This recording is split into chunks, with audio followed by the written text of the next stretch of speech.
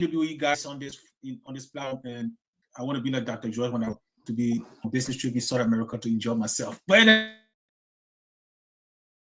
anyway, no. So you see, fake qualification or fake degree, it has less, more implication or more danger to society than people, kind of see it. In that you're going to be putting people in places that do not qualify to do the job. So when they get there, some of them will be learning the job and they may not learn the right way. Because most of us who are career oriented or who have the career background will know we have principles that we abide by, right? And if you have those principles under your belt from whatever degree or other discipline you're in, it is easier for you to learn on that job and push agendas that will benefit that career path. However, if you have a guy who just have a degree that was not earned, it is difficult for he or she to have impact in a particular career field because they won't know where the deficiencies are that they can correct.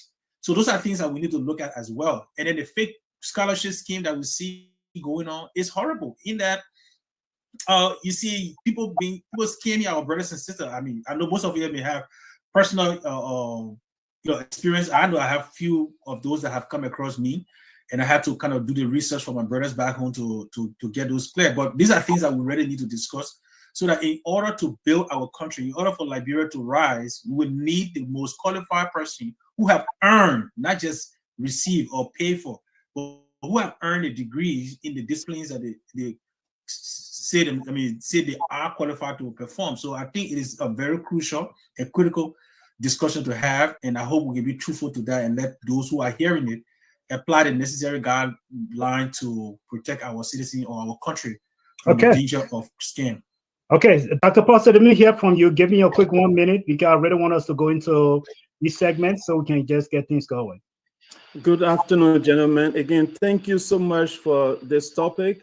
I think one of the things I keep saying on this platform is integrity has to be taught in Liberia. It has to be like a national emergency because if someone don't have integrity enough to feel like I'm going to represent something this big and I don't have the qualification, that's already a fraud that the person is committing. So eventually when the person get that position, they won't really care what they do. They'll just be there for whatever purpose for which they did that fake credential. So it should be something that our legal system, our justice minister, and everybody that has some power to persecute should be taken serious, because this shouldn't be something that should be happening in our country, because a guy called Collie just killed somebody recently for that purpose because he was a doctor doing operations, and that's impacting our people in a bigger scale. So it has to be taken as an emergency. And then when it comes to scholarship, the scholarship fraud, millions of our youth are being impacted. And again, if this is happening, as you see further in our president, our first lady's office, people that work for our first lady are perpetrating this crime. This is a serious thing. I don't know if the justice minister is involved in this, that they can really make this a problem that we have to take immediate action on. The country is in a serious problem if our students are being cheated and nobody is taking any action. So I would like to explain further on what I have to share, but this is a serious thing. Okay, thank you, gentlemen. And again, we say welcome to all of our viewers. If you have any comment, you have any idea you want to call the show, we'll have some numbers available. But we would like to hear from you also, and those in Monrovia to Freedom FM 87.9. We say thank you so much for taking this program live. Dr. George, I want to start with you with this scam. Here is my little opening here, and I'm going to bring it right to you. You are in higher education. You have always been in higher education. You spend your career, and you have helped establish universities in Liberia. One of the things I noticed when I was in Monrovia, there was this shanty office I went to, and I was just curious. This thing just sent by itself, and people just, every day I see young people going in this place. And so one day we went in the place. I went to the place, and I said, hey, what kind of business do you guys run here? And they told me, this is I was living on GSA Road, but from GSA Road, there's a little place you enter. They call it Peloton community. All the way down in the little corner there. You don't even think it is business. It's fenced. And they say, oh, here we help people to travel, we get a scholarship. Oh, what kind of scholarship? Oh, we help people go to US and Canada. He gave me the entire rundown, entire spiel. So I said, how many people have you sent? And how many of those individuals are still on scholarship? And because I was asking so many questions, the guy I was asking, he told me, he said, let me call our lawyer and maybe you can talk to him. So I said, oh, I would love to talk to your lawyer. The lawyer never showed. The lawyer never showed. And the next time we went to that place, we asked question again. 2 days later, the entire office have disbanded. They have moved out. So this scholarship scheme is happening and is taking place in Monrovia, at least I know of. One of the young people that are sponsoring Liberia just called me. He wanted $2,500 because he has been promised scholarship to Canada. How prevalent is this situation in Monrovia, Dr. George? You got 2 minutes on the question. Yeah. Dr. George, you are muted. Sorry. Yeah, sorry. It's very prevalent. I don't know of any family in Liberia that have not experienced one way or the other. First of all, it starts with our mindset as Africans, especially those of us in the western part of Africa. We have the mindset that the grass is greener on the other side, that you can get best or better education outside of Africa, outside of Liberia, and then that will open greater opportunities for you. So therefore, when you receive information of scholarships offers, many are willing to invest the money. Parents are willing to sell the land, get the last that they have in order for that one son or one daughter in family to have the opportunity of going abroad and studying. So therefore, we do limited investigation. We don't investigate. Again, it is a great opportunity to study abroad. It is a great opportunity to study. It's a Nigerian act that says that if you don't know, if you have never leave your father's compound before, you won't know how small your father. You think your father's compound is the biggest compound in the world. So you have the opportunity to travel and see other things. In the medieval ages, the way of getting higher degree was traveling. You live in your parents' house until you age 18, 19, and then you take a long trip. It was one of those trips that what his name was on, Charles Darwin was on when he started when he did his book, the article of the species. So traveling is very important. And let me know how they call it, but it's what we investigate, is how we take it up. So we have many people.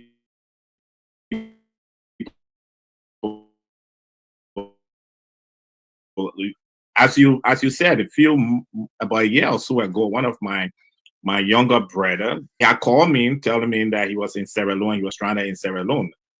I said, but what are you in Sierra Leone? He said, oh, we had this scholarship when we went to a third party country in order to process our visa to travel. So I had my younger sister Rovia, and then she gave me the whole story that they have even warned him. This thing doesn't look it doesn't look something that is authentic. So why don't you put in time and investigate? So we just followed that, and we had to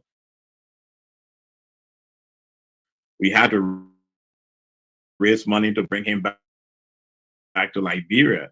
So there are thousands of Nigerians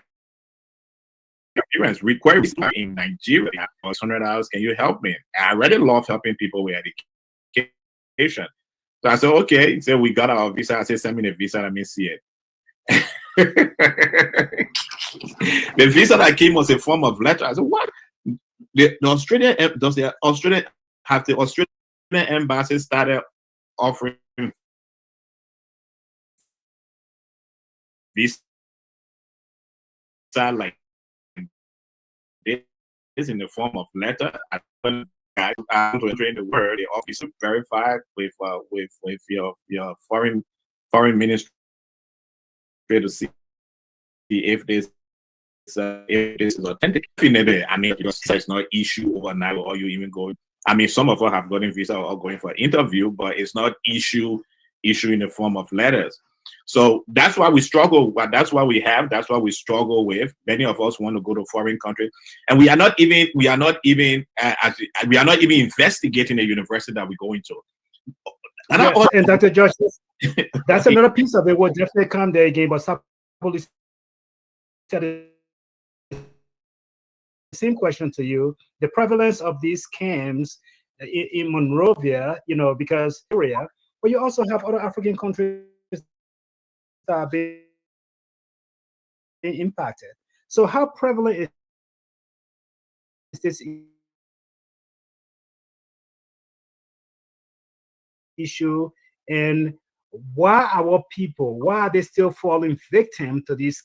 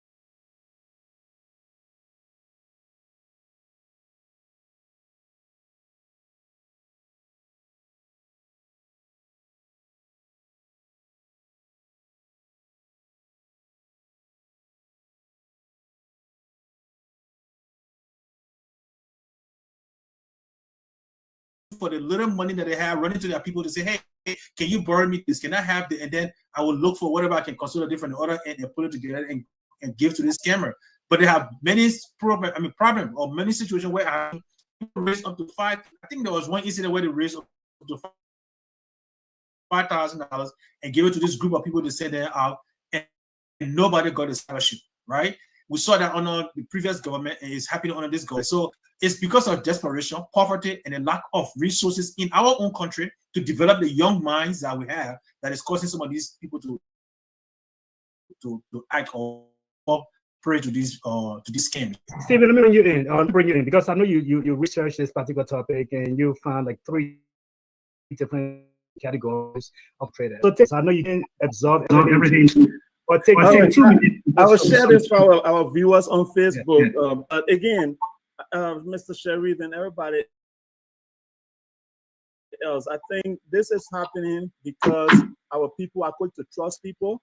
The second, and the third thing is the love of opportunity, right? The search for opportunity, like Tapolosi has said. So if you see this person, the trust we put in people is so quick, right? In the First Lady office, 2 gentlemen was fired or put on leave temporarily because they were participating in this thing. So the first thing is the person that is perpetrating this this crime. Who is this person? If this person is somebody that's very big, people will automatically trust them. So this guy, these guys here, people trusted them because they were office. is perpetrating this crime. So like I was saying, we have 3 forms, right? National scholarship perpetrated by government officials, scholarship perpetrated by citizens, and then international scholarship fraud perpetrated by big organizations, right? So if a company is already established, they have a website showing everything, say, hey, if you click on this link, you can form and spit. People start believing that. You understand? So for the situation now happening in Liberia, somebody tell me that the work from the First Lady office, I automatically have some level of trust in that person. You understand? So if you look at this image, these guys were charging the family $4,000, right? $4,000 per family. If you put that number together, how many people did they impact, or how many people did they take this money from? And just a basic number, if it's 100 individuals, you have 400, right? If it's it's 40,000. If you have about 200, it's 800,000. So these guys are making a lot of money, you know. But the thing is, in this case, for them to just be suspended, that's why I'm saying the justice ministry have to be involved, because people are trusting people and people are letting them down. So for me, I think the key thing is the trust we place in people is so quick, and we're not willing to do our own research.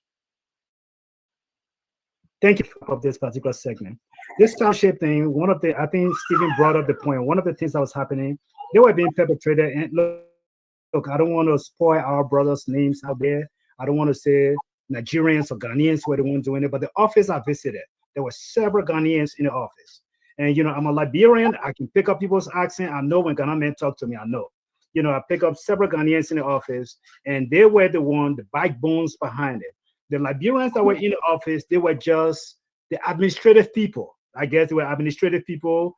They were the faces of the organization. Because if I come in the office, a Liberian man talk to me, chances are it calms me down a little bit. I'm more likely to talk to them. So why are these foreigners coming into the country, and what is being done by our government? Are you saying, do you think the government doesn't know these things are happening in the country? They don't know about these shady businesses Well, that's a great question. If you sticking me to the point, and I hope to the wall. The issue, Mr. The issue here, Mr. Sheriff, is one: the government of Liberia itself have been involved in the scam. So, you know, we also the foreign ministry scam. Nobody was held accountable for that scam. So if the government itself is involved in scamming a citizen of a scholarship to go to a foreign country, it gives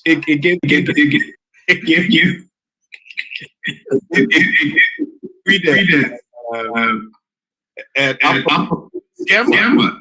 Stephen, I think you giving us echo. Sorry. It gives credence and opportunity to scammer. So Steve just talk about the office of the First Lady, the gentleman that have not been on it. So we have two scams that have been operated, one by the government at the Ministry of Foreign Affairs, and two by the government at the office of the First Lady. Nobody has been held responsible.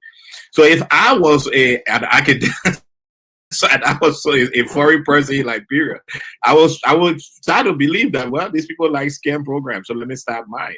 Again, the scam at the ministry or at the foreign ministry was orchestrated by Ghanaians. So and along with Liberian officers at the Ministry of Foreign Affairs. So if first of all the government itself, if the government itself is not holding itself responsible, right? Who will you hold responsible next? When so people see this opportunity. First of all, scammers strive in an environment where there is opportunities.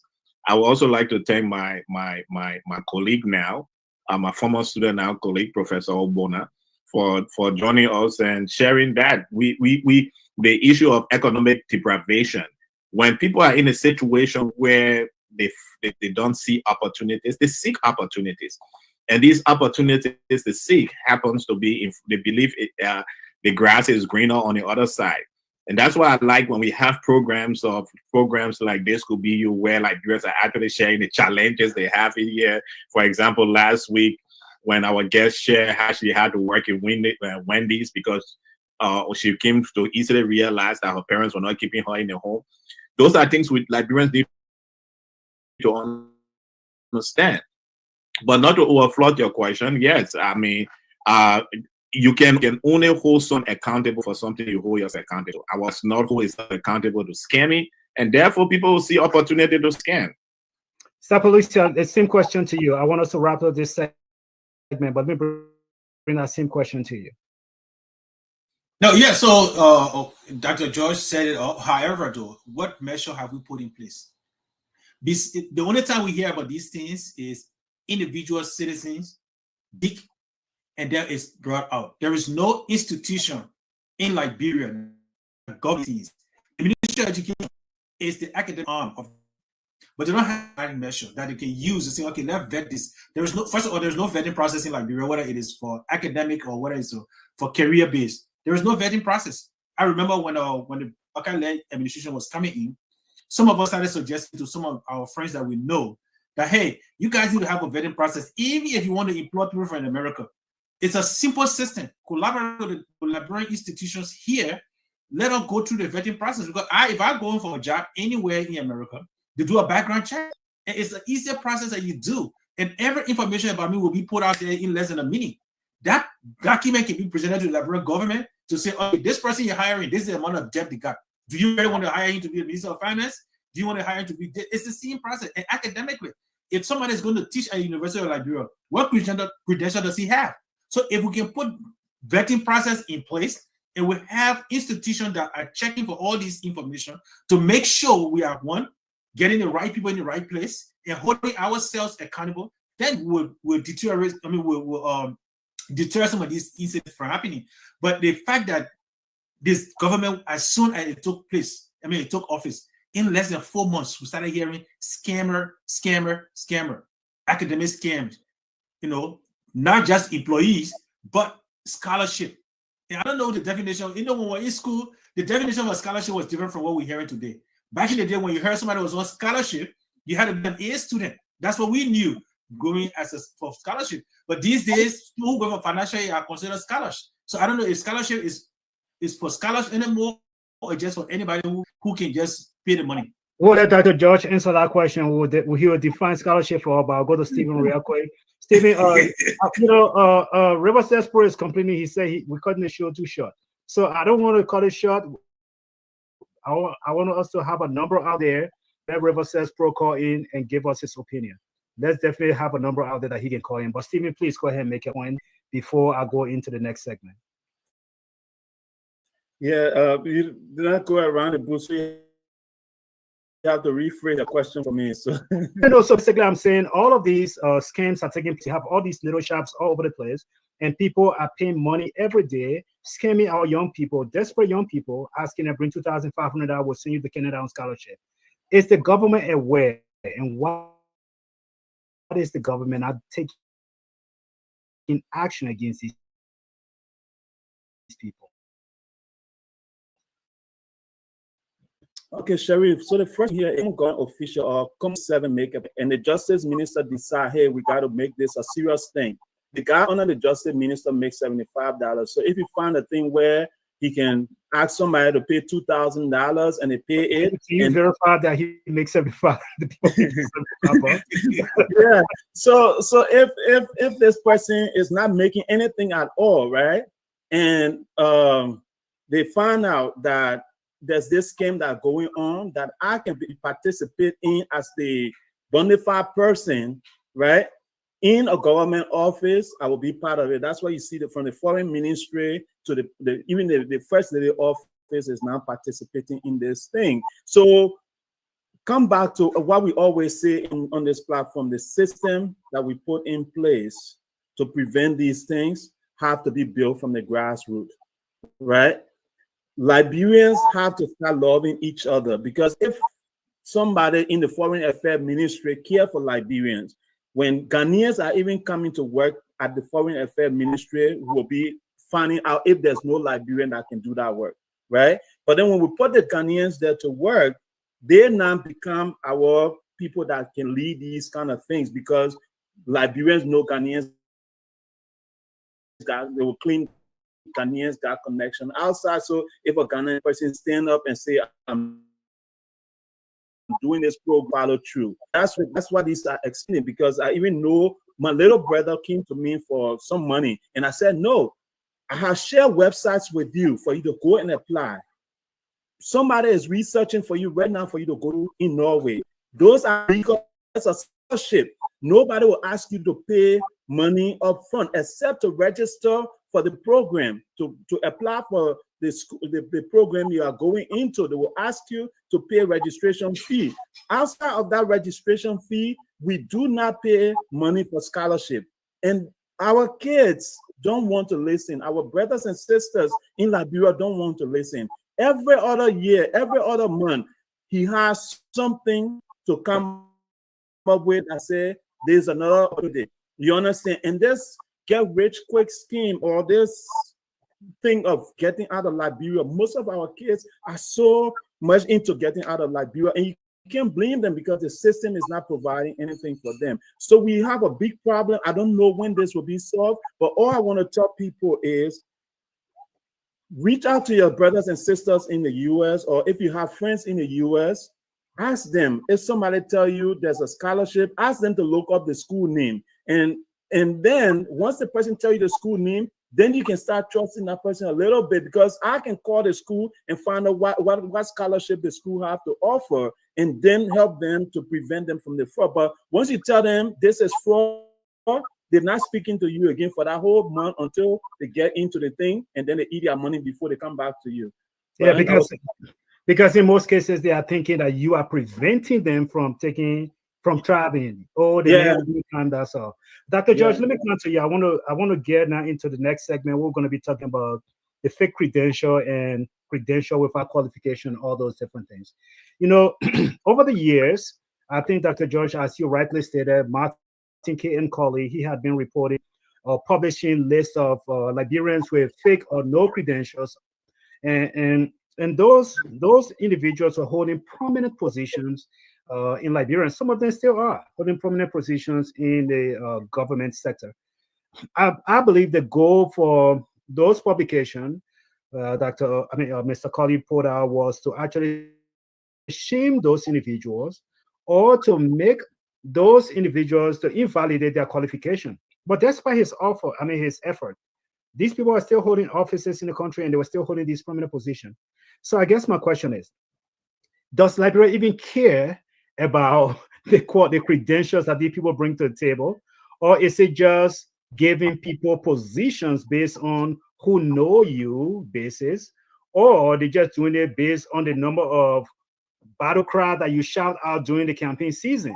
So, I mean, they may not even care for the credentials. So, I mean, do they care for the credentials, Dr. George? It depends. It depends what position you have been. That's a political answer. I want a real answer. That's a political answer. It depends. I mean, as we said a couple of weeks ago on the show, I think the Liberian president has 5,000 political appointments.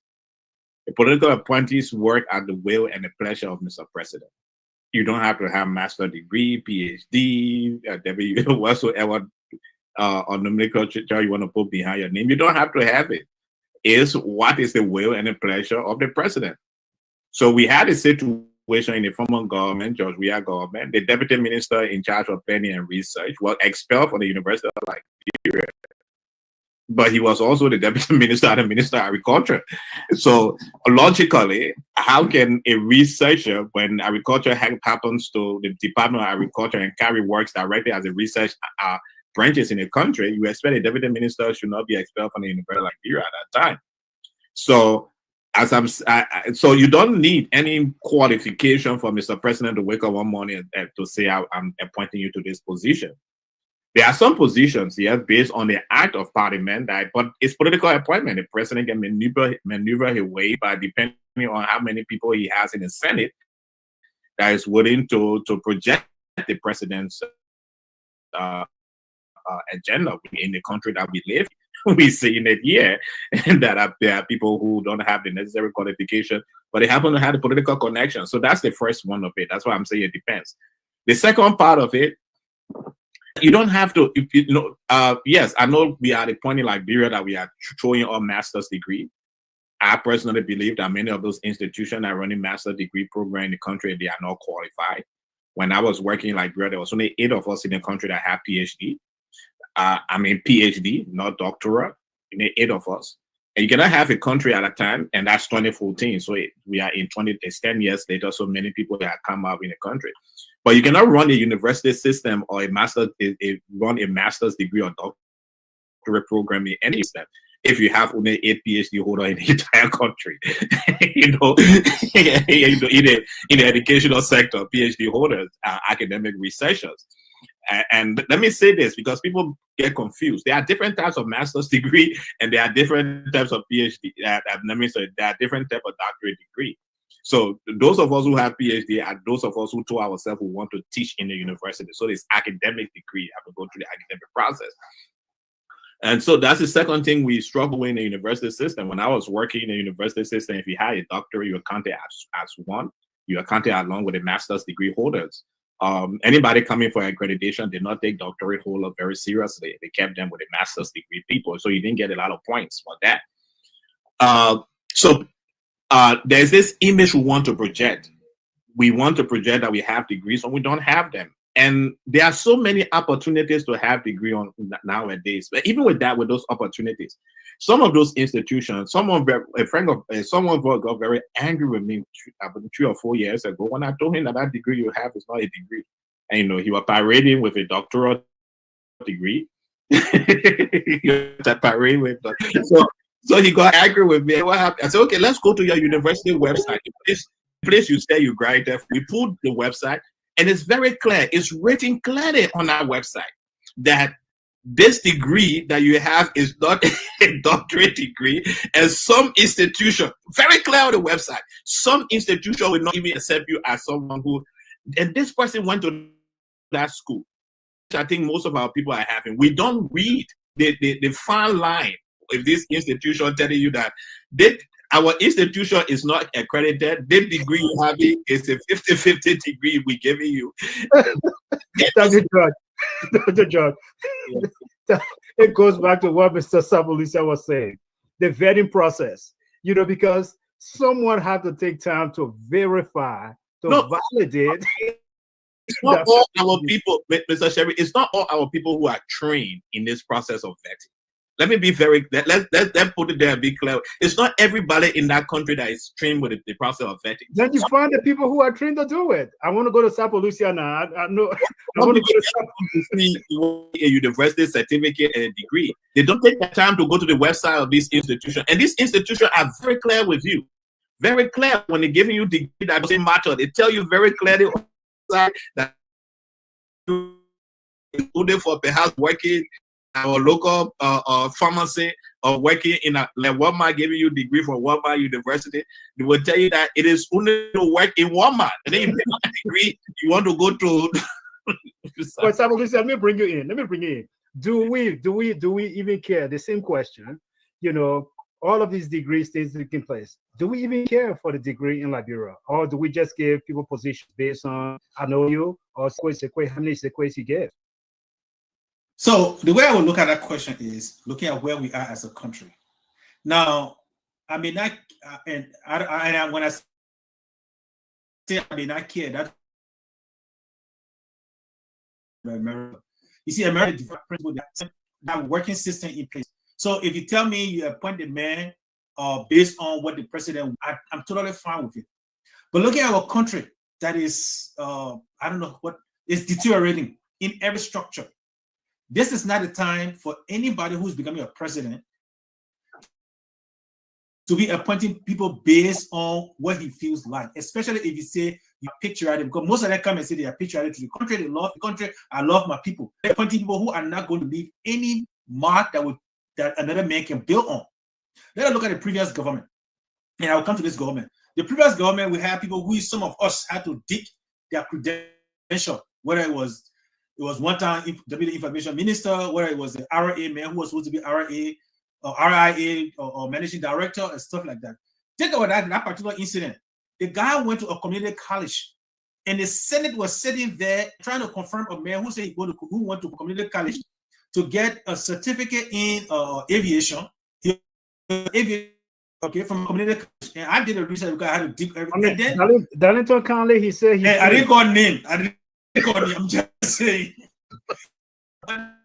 They said that a man who said he's getting his master's degree at the same community college. What sense does that make? You know, and when we put these things out there, so looking at Liberia, this is not a need, that's not a time, in my opinion, especially when we're struggling to develop our country. This is not a time to just appoint people based on the will of the president. Let us start looking at how we can employ people that will make a difference in the system. For example, the Ministry of Education.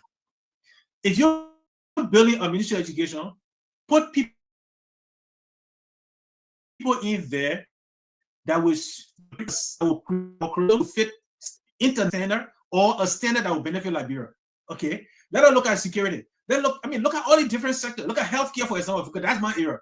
Healthcare.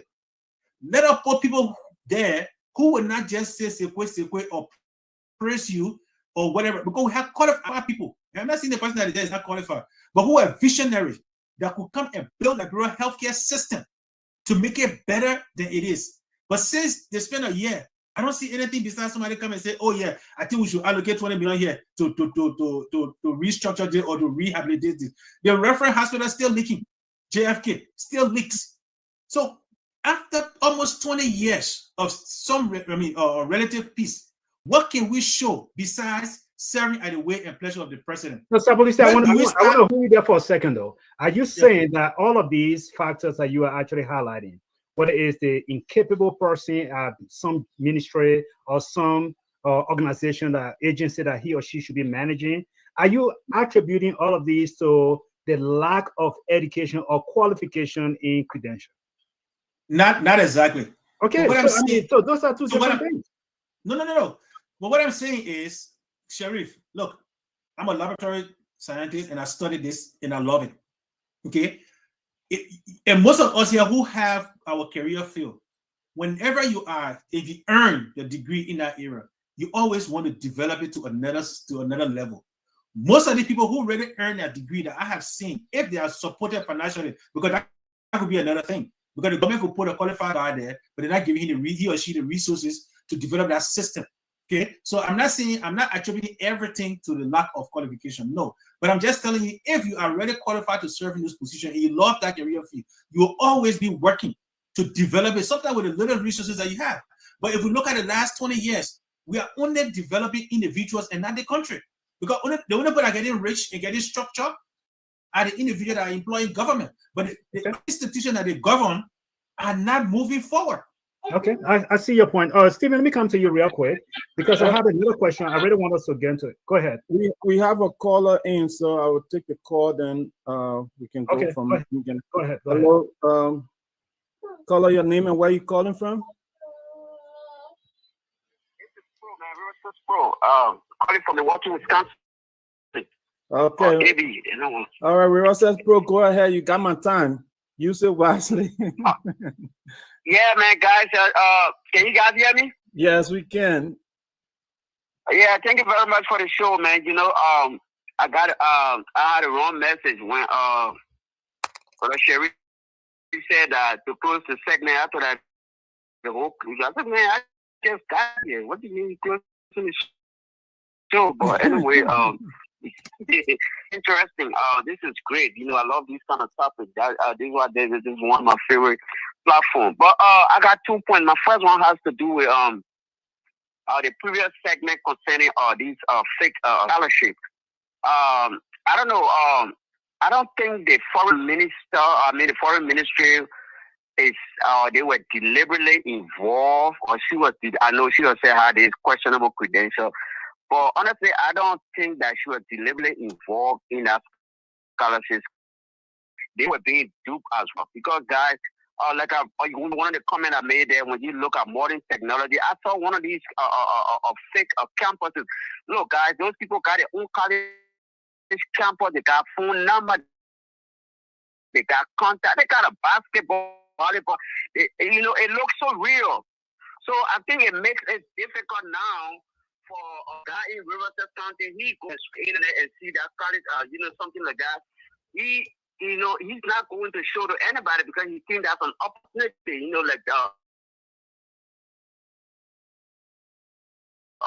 Type of desperation and goes and then. So I think I already know because of modern technology, I don't think they can really tell. Guys, like lawyer in the United States, it's also happening here too. So, my second point to that, I think recently there was a guy, I think he was a representative. They just that whole that it was fake. Imagine how long it been served, almost 8-9 years as a senator. So I think these things they are difficult now. It takes a lot for people to find them out. And nobody really, only Martin Collins is doing it, and nobody really cares.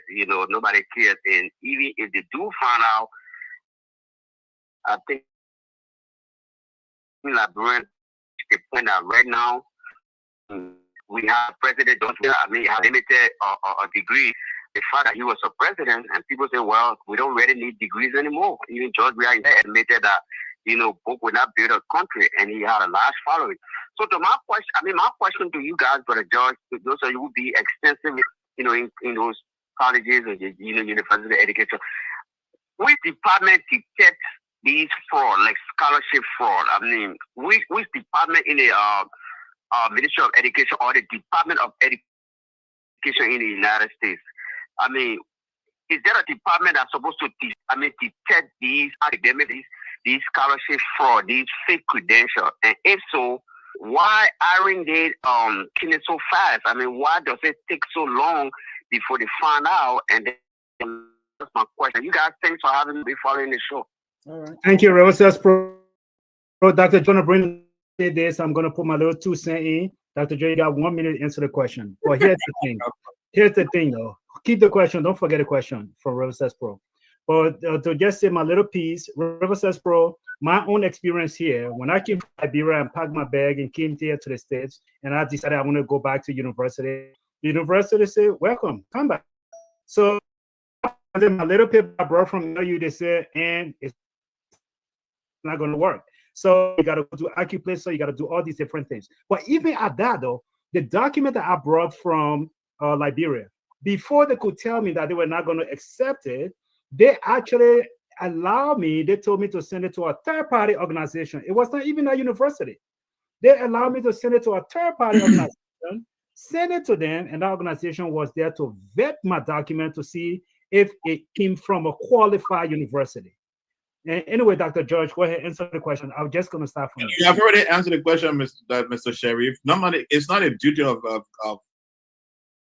most of the time of the Ministry of Education. That's what we have. For example, in Liberia, we have the National Commission on Higher Education. That's their duty. They put on their website all the accredited university in the country. You see, we are so eager that we don't spend time to research. So if for example, I'm applying to a university here in the US, first of all, I want to know what the status of that university, ranking on the university is. So I'm going to go to the accreditation board, first of all, for the state. Perhaps I want to go to the university in the state of Texas.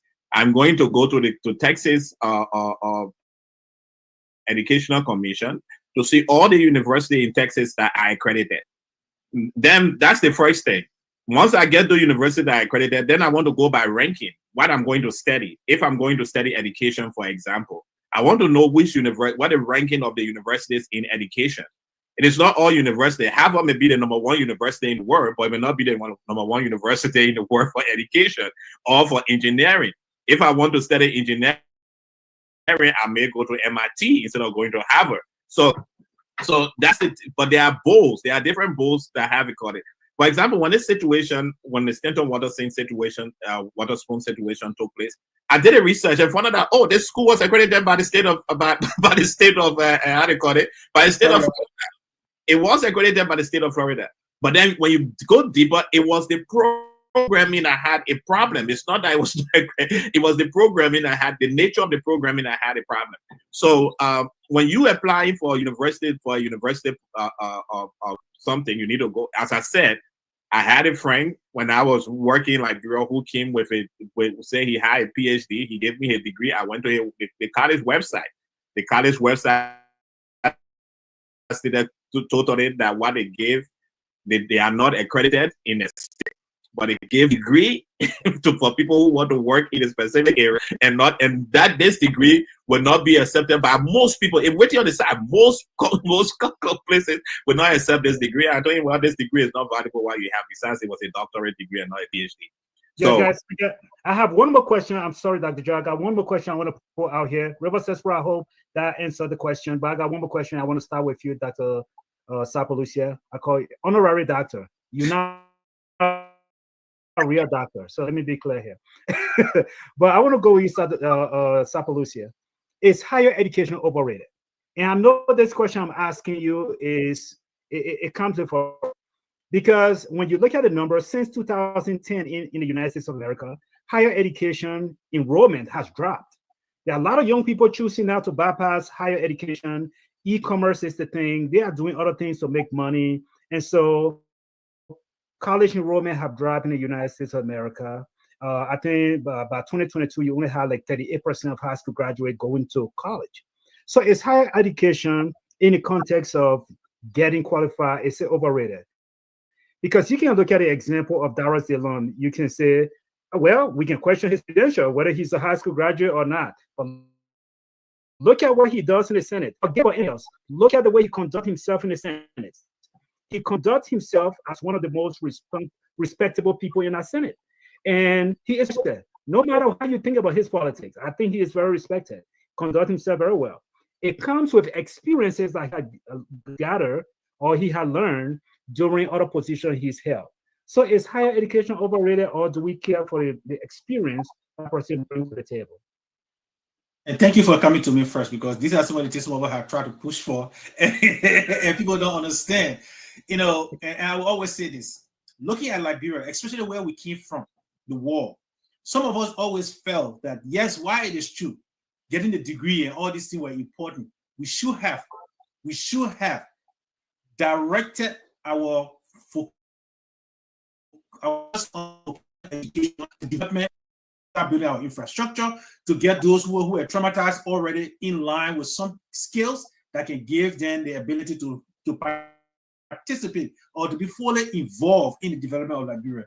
Yes, in my opinion, at this time, especially setting, higher education have been overrated, because I know, like you guys always say, Emmanuel, that, and you guys are not the only one calling me doctor here, because everywhere I go, oh, doctor, and I keep telling them I don't want to be a doctor, because it's just some title somebody want to grab. Some of the people who call doctor, I have debated with some doctors, and Sheriff, I'm telling you, don't call them. I don't even want to call them bachelor degree holder before I say doctor degree holders, because, and that's what I respect. And Dr. George, no offense to me, no how to call it to you, no disrespect to you, but that's why I respect we in the medical field go with earn medical doctor degree. That is a degree that is, in my opinion, scientifically proven that you're a medical doctor, right? It's not the one based on philosophy. So no disrespect to you, Dr. George, but to be frank, it is overrated in our African system or African culture. We need to focus on what developed the nation, what developed our people, instead of focusing on doctor this and doctor that, or master's degree this and master's degree that. Not that they are not needed, but for a country like Liberia, what's actually needed is skills that we can use to develop a country. So I think we need them now. It is not late. Any government can start doing that. Let us find the young population in our country. We got about 80% that can school now. How can we grab that age group and redirect them to vocational school where their skills will be used? Now, when you use Direct Dillon as an example, yes, I do respect that. Why it is true, people say he didn't graduate from high school, he didn't do that, but he conducted himself better than, I can say, better than people who had that degree in the Senate, people who had law degree in the Senate.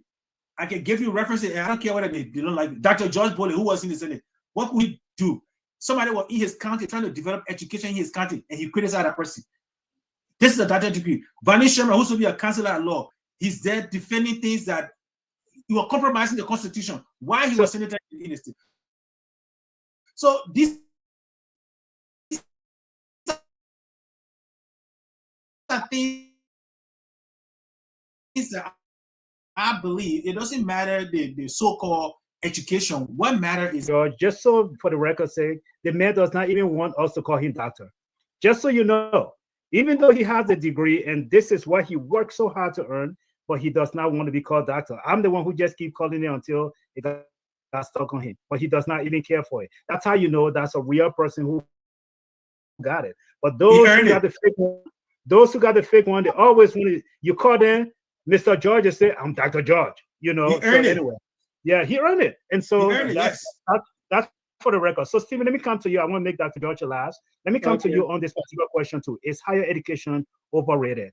Yes, higher education, there's an importance of it. So I won't, it's a slim place to say it's overrated, especially so for me who pursued that for a long time. So for me to be where I am today, I had to pursue higher education. So I wouldn't say it's overrated, but like Sapolosia was saying, based on our circumstances in Africa, right, we have to redefine our educational system based on what we live for, right? So in society, we live to make money, teach our children how to make money. In society, we live to build houses, we build roads and stuff, teach our children how to build roads. And then if somebody decide after learning all those skills to want to become a chemical engineer or a doctor or something, then that person can decide to go pursue higher education. But the thing that is killing our country today and is killing our society is the fact that we have this thing where we say, Johnny from all the way River says, who are working on the farm, making cassava, already making money. We now tell Johnny to come to Monrovia, have to go to school for almost 14, 15 years with some philosophy degree, sociology degree, and then he come from there, he doesn't have nothing to offer society. And that's the mistake we are making. So I would say yes and no to your answer in terms of wasting people's time.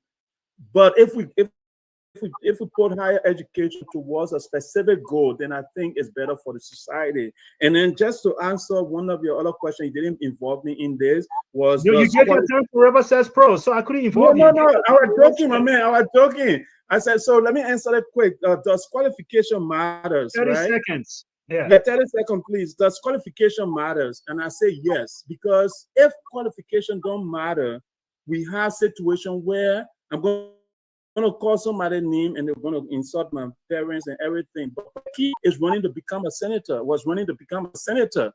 This person on social media insults everybody he gets in connection with.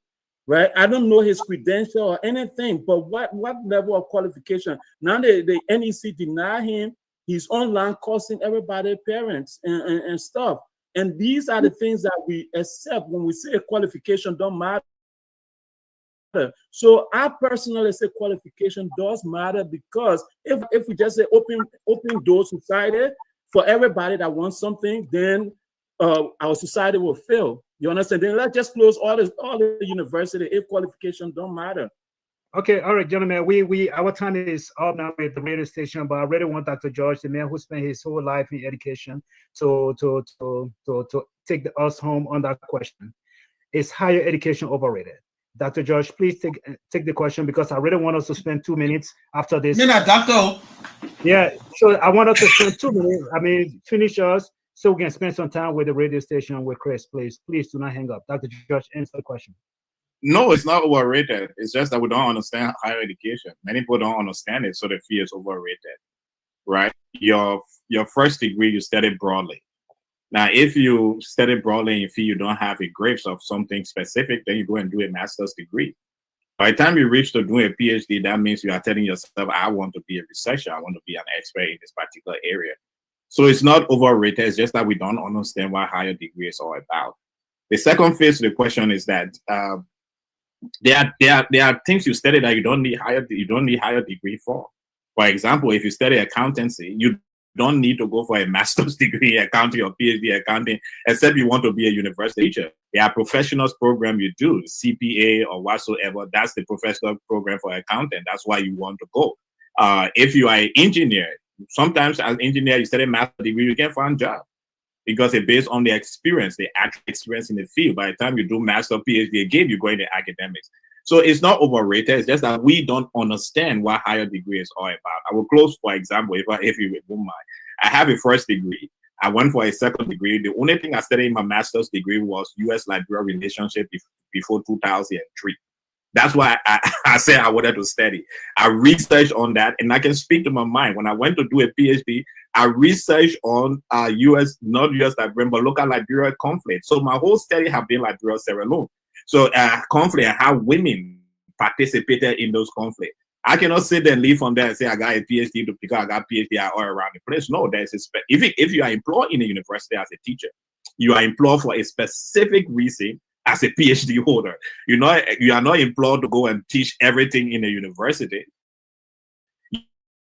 You are employed to teach. For example, when I work at the University of Liberia, I did only international relation courses. I only did courses that had to do with either the analysis of foreign policy or the theoretical part of policy. I can jump from there and start to go and do something else that I did not study for. So it's just the mindset. We just think you go to school, you want master degree, you join, go get master degree. And finally, let me close this. When I was working in Nigeria in my department, there's a guy who came to be employed. He have 4 master's degree. You know what we say on the panel? This man is confused. Because that of the panel, this is confused. I employ him. We cannot employ someone in the academic that is confused. How can you get 4 master's degree? It's just how to cut it. So it's not the degree that having problems. People understanding. So every time someone wake up, they want to get degree in this thing, degree in that one. Thank you so much. Dr. George, okay. Dr. Positive, who is not a real doctor, Dr. Sapo, who is a social scientist, laboratory scientist. Thank you, gentlemen, so much for lending your voices to this. And to our brothers and sisters in Liberia, we know the struggle in Liberia. We know everybody want to leave Liberia. And again, I don't want to generalize to say everybody, but most young people want to leave the country. And because you want to leave the country so much, you are fall victim to a lot of these different scams taking place in the country. We don't want you to fall victim to these things. I think one of the best advice you could have ever received from today's broadcast came from Mr. Positive, Dr. Positive. He said, you got friends here in the United States, or you got brothers in the United States, you got somebody on social media in the US. If there's an opportunity that falls in your lap and you say, wow, this looks like a scholarship opportunity, send it to one of your friends. Let them do the work for you. Research it for you. Do not give anybody $2. Don't give anybody any money in Monrovia who promise you a scholarship, who promise to do this for you without you first vetting and verifying that scholarship is legitimate. On that note, we want to say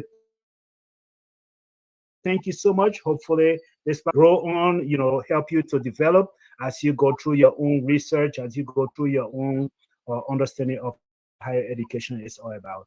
Thank you, John, again for your voices. Thank you so much, Freedom FM 87.9. We want to say on this note, we are going home, and by the grace of God, we will see you all next week. Sunday, we'll be here. And gentlemen, please stay back here for a second, and we will wrap some things